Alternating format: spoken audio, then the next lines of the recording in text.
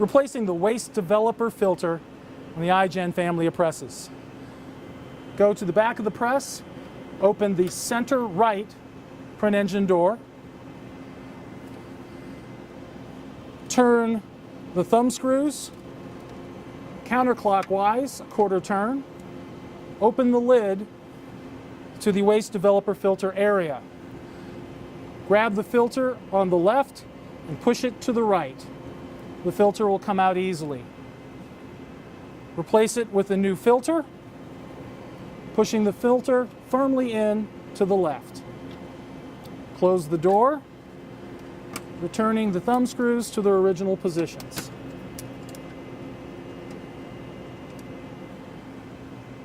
Close the waste developer filter door.